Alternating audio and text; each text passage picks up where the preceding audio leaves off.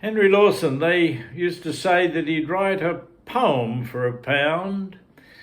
Yes, well, when you look back at his life and you look at the volume that he wrote, it was a lot of pounds. Extraordinary output, extraordinarily emotional stories and poems. Small wonder that so many of his poetic works got legs and travelled into the bush, most of them relatively recently by our standards, I guess, and found themselves with tunes. This one he definitely wrote as a song. It's called Freedom on the Wallaby. It's a song that means a lot to anybody that is interested in labour history in Australia. Henry wrote it for the shearers strikers in the 1890s.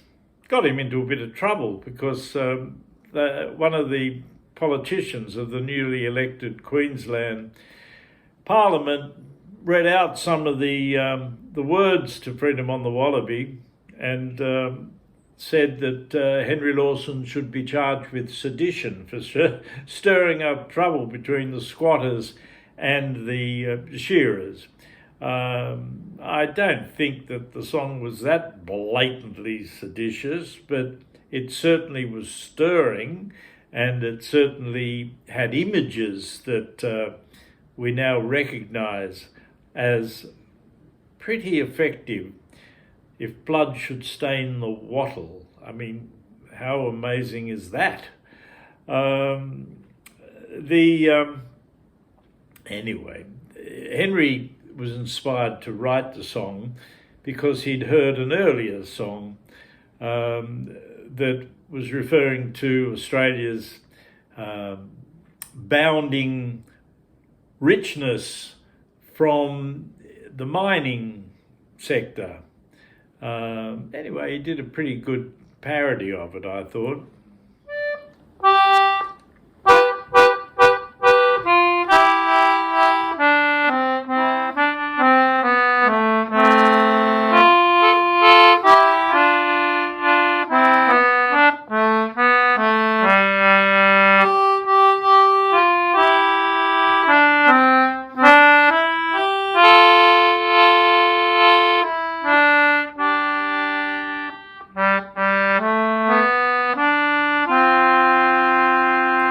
Australia is a big country and freedom's up and bluey.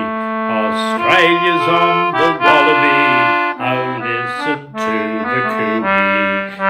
She's just begun to boomerang, she'll knock the tyrant silly. She's going to build another campfire and boil another billy. Our fathers fought for bitter rights while loafers thrived beside them, for food to eat and clothes to wear, their native land denied them. And so they left that native land in spite of their devotion, and if they came or if they stole, they were sent across the ocean. But freedom could not stand the glare of royalty's regalia. She left those loafers where they were and came out to Australia. And when she crossed the mighty brine, she broke the chains that bound her, little to think she'd see once again those wrongs she left behind her. Our fathers toiled to build a home, hard grubbing it was and clearing. They weren't troubled much by lords when they were pioneering. And now they've made that land a garden full of promise. Oh, greed must crook his dirty hand and try to take it from us. But we must fly our rebel flag as others have before us, and we must sing a rebel song and join in rebel chorus. We'll make those tyrants feel the sting of those that they would throttle. They'll never say the fault is ours if blood should stain the wattle.